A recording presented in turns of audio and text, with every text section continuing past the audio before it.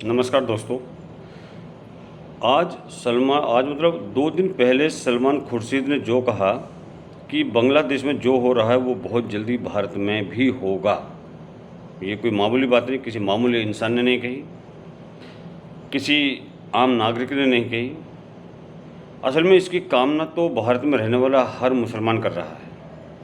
कोई देखिए, कुछ हैं मुसलमान जो इस देश से वफ़ादार हैं, इस देश से प्यार करते हैं, लेकिन जो भी इसकी मुखालफत कर रहा है उनको एक चीज़ ध्यान में रखनी चाहिए कि केवल वही नहीं,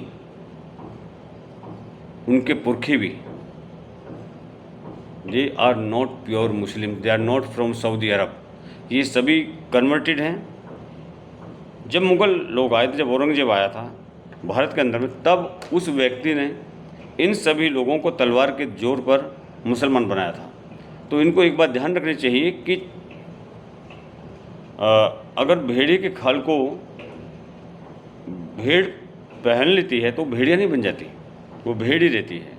तो इसलिए पहली बात तो ये कि जितने भी हमारे यहाँ के मुसलमान हैं उन सबको ये पता होना चाहिए ये देश उनका है, उनके पुरखे यहाँ पर रहे हैं, ये देश उनके पुरखों का था और उनकी औलादें भी यहीं पर रहेंगी। कोई भी यहाँ से भाग करके फ़िलिस्तीन या सऊदी अरब जा कर रहने वाला नहीं, क्योंकि वहाँ पर वैसे ही इन लोगों को हिंदू मुसलमान कहा जाता है।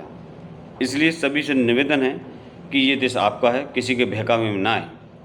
और जो ये व्यक्ति सलमान खुर्शीद ने कहा, जो कि कांग्रेस का एक नेता है, और सलमान खुर्शीद का सिर्फ इतना ही परिचय नहीं है कि वो कांग्रेस का नेता है, बहुत बड़ा नेता है। ये व्यक्ति सुप्रीम कोर्ट का सीनियर एडवोकेट भी है और ये व्यक्ति पूर्व में विदेश मंत्री रहा इस देश का।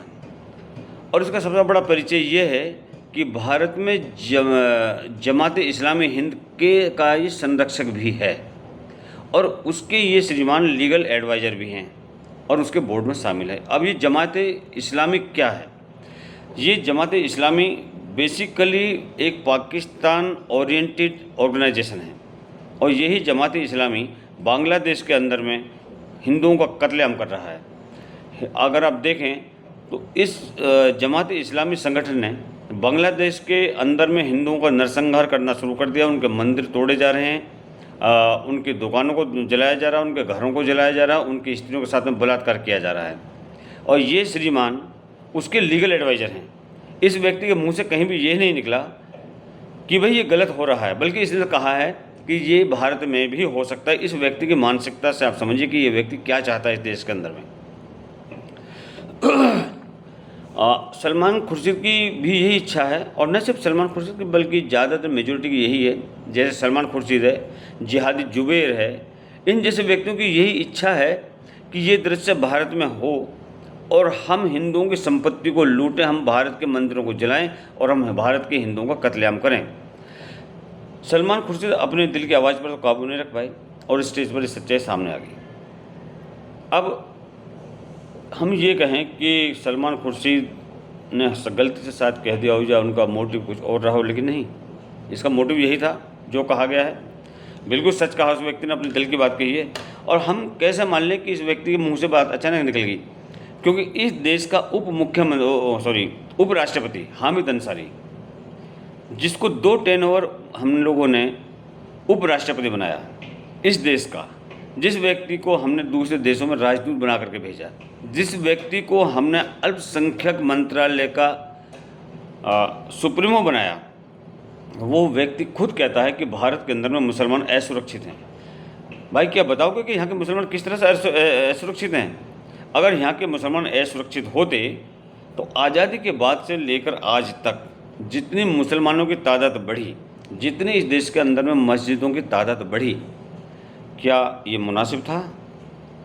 इसका पहलू दूसरा ये देख लीजिए, पाकिस्तान देख लीजिए। जब आज़ादी मिली थी हमको, जब पाकिस्तान का बंटवारा हुआ था, उस टाइम पर वहाँ पर कितने हिंदू थे और कितने मंदिर थे और आज कितने हैं? तो कोई भी व्यक्ति सभी से निवेदन है, इन राजनीतिक लोगों के बहकावे में ना आए। देश हमारा है, हम सबका है।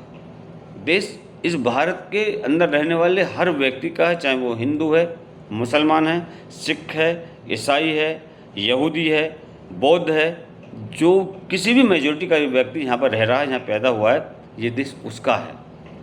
इसलिए किसी के बहकावे में ना आएं और जो भी बांग्लादेश में हो रहा है उसके खिलाफ आवाज़ उठाएं।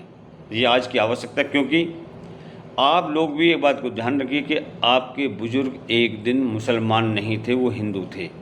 और इन्हीं मुसलमानों ने तलवार के दम पर, इन मुसलमानों मतलब औरंगजेब के शासनकाल में मुसलमानों ने आपके बुजुर्गों को तलवार के दम पर हिंदू से मुसलमान बनाया था।